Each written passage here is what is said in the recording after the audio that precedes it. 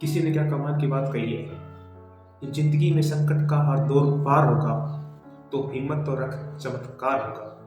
Hello दोस्तों, मैं विकास कुमार आपके सामने एक न्यू मोटिवेशन स्टोरी के साथ हाजिर हूँ। यह कहानी है एक सिटी के सबसे अमीर इंसान की, जिसकी बड़ी बड़ी कंपनियां, बड़े बड़े उद्योग, बड़े बड़े कारोबार चल रहे थे। और वह एक दिन कंपनियों से अपना काम करके घर अपने बंगले में लौटता है और देखता है कि घर वाले सभी पूजा पाठ कर रहे थे। वह थोड़ा भगवान में कम ही विश्वास रखता था, मतलब भगवान से थोड़ा डिस्टेंस रखता था, नास्तिक टाइप का बंदा था। तो वह चुपचाप अपने कमरे में चला जाता है।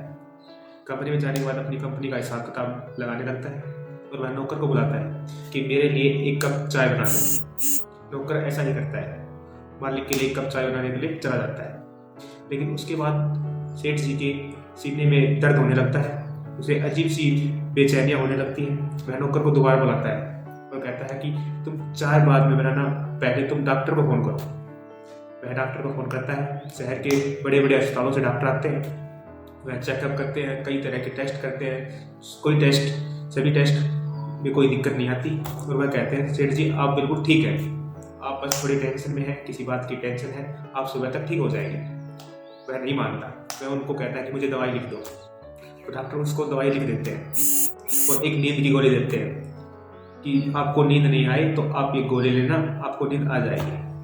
और डॉक्टर चले जाते हैं। सेठ जी रात को बिस्तर पर लेटे लेटे सोचते रहते हैं, उनको बेचैनी बढ़ती रहती है। वह नींद की गोली लेते हैं, उसके बाद उनको नींद नहीं आती। देखते देखते सुबह के 3 बज जाते हैं। तो वह सोचते हैं कि शायद मुझे इस कमरे में घुटन हो रही है, इसलिए मेरे को बेचैनी हो रही है, क्यों ना पार्क में घुमा जाए। पार्क में टहलने के लिए निकल जाते हैं। पार्क में भी उनको बेचैनी होती रहती है, तो वह सोचते हैं क्यों ना बाहर सड़क पे घुमा जाए। तो वह सड़क पे चले जाते हैं और अपनी कंपनी, अपने घर वालों के बारे में सोचते सोचते वो बहुत दूर निकल जाते हैं। जाते जाते रास्ते में सड़क के किनारे एक चबूतरा मिलता है। वह अपनी चप्पल उतार के वहाँ पे आराम से बैठ जाते हैं और अपनी ज़िंदगी के बारे में सोचने लगते हैं। अपने बचपन के दिन याद करते हैं, अपनी सक्सेस की याद करते हैं, कैसे उन्होंने अपनी सक्सेस प्राप्त की। या देखते देखते वह अपने ख्यालों में खोने लगते हैं। वहाँ पे एक कुत्ता आता है और वह उनकी एक चप्पल उठा ले जाता है। यह देखकर सेठ जी उस कुत्ते के पीछे पीछे जाते हैं और अपनी चप्पल लेने के लिए उसे कुत्ते को बार बार बोलते हैं। तो कुत्ता एक झुकी झोपड़ियों के पास जाके चप्पल छोड़ के भाग जाता है। वह वहाँ से अपनी चप्पल लेते हैं और देखते हैं कि सुबह के 4 बज गए हैं और हम बहुत दूर आ गए हैं, तो क्यों ना अब घर चलना चाहिए। वह जैसे ही पीछे मुड़ते हैं तो उसे एक औरत की रोने की आवाज़ सुनाई देती है। वह इधर उधर देखता है तो उसे एक झोपड़ी के अंदर से एक औरत के रोने की आवाज़ आती है। तो वो सोचता है कि सुबह के 4 बजे औरत क्यों रो रही है। फिर वो सोचता है कि मुझे क्या मतलब, मुझे तो अपने घर जाना चाहिए, मुझे किसी से कोई मतलब नहीं। वह चल देता है। लेकिन कुछ दूर चलने के बाद वह सोचता है क्यों ना पता तो किया जाए कि वह औरत क्यों रो रही है। वह उस झोपड़ी के पास जाके झाँक के देखता है तो वह औरत अपना सिर दीवार में बार बार मार मार कर रो रही थी। तो वह उससे बात जानने की कोशिश करता है। वह उस झोपड़ी का दरवाज़ा खटखटाता है। वह औरत दरवाज़ा खोलती है।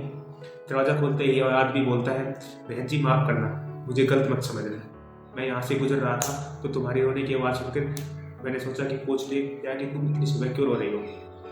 वह औरत अपनी बेटी की तरफ इशारा करते हुए कहती है, साहब जी यह मेरी 7 साल की बेटी है और यह बीमार है और डॉक्टरों ने कहा है इसके इलाज के लिए बहुत से पैसों की जरूरत है और कोई भी मेरी मदद नहीं कर रहा है। तो सेठ जी ने कहा कि इसमें रोने की क्या बात है, रोने से किसी बात का समाधान थोड़ी होता है, तुम क्या करती हो। तो कहती है मैं घर घर जाके बर्तन मांजती हूँ, तो तुम उन्हीं से मदद मांगो, शायद वो तुम्हारी मदद कर दे। तो वो औरत कहती है कोई मेरी मदद नहीं कर रहा। तो सेठ जी कह रहा इसमें रोने का कोई समाधान नहीं है। तो वो औरत कहती है सेठ जी मैं इसलिए नहीं रो रही कि कोई मेरी मदद नहीं कर रहा। कल शाम को हमारे घर एक साधु आए थे और उन्होंने कहा था कि कल सुबह प्रभु को याद करना और जोर जोर से रोना, शायद कोई चमत्कार हो जाए। तो मैं तो इसलिए रो रही थी कि शायद कोई ऐसा आए, चमत्कार हो जाए जिससे मेरी बेटी ठीक हो जाए। यह सुनते ही वह सेठ जी चौंक गए और उन्होंने तुरंत एम्बुलेंस को फ़ोन किया और डॉक्टर को बुलाया और डॉक्टर को कहा कि इस लड़की के इलाज में जितना भी खर्चा आएगा मैं दूंगा, यह पूरी तरह ठीक हो जानी चाहिए। और उसको अस्पताल में भेज देता है और उस औरत को कहता है कि मेरे पास बहुत बहुत बड़ी बड़ी कंपनियां हैं, आप जिस कंपनी में चाहो उस कंपनी में काम कर सकते हो। और उसको रहने के लिए एक क्वार्टर दे दिया और वह आदमी घर के लिए निकल पड़ा। तो उसने रास्ते में सोचा कि उसकी सारी जो उसने अस्पताल में फ़ोन करते ही उसकी सारी बेचैनी मिट गई। और मैं रास्ते में सोचता आ रहा था कि मैं तो भगवान को मानता भी नहीं हूँ, नास्तिक टाइप का बंदा हूँ, फिर भी भगवान ने मेरी को यहाँ भेजा इसकी मदद करने के लिए, ऐसा क्यों?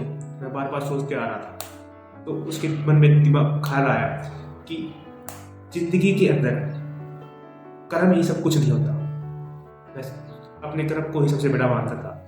मैं मानता था कि कर्म के साथ साथ किसी की इच्छाओं को पूरा करना, किसी का विश्वास जीतना, किसी की सहायता करना सबसे बड़ा धर्म है, और वह धर्म करके ही उसकी मन को शांति मिली।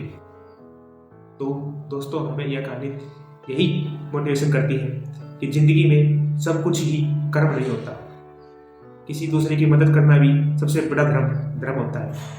भगवान ने हमें सिर्फ एक ही धर्म बनाया है, मानवता का, इंसानियत का, पर हमें उसे हमेशा बनाए रखना चाहिए और लोगों की मदद करनी चाहिए।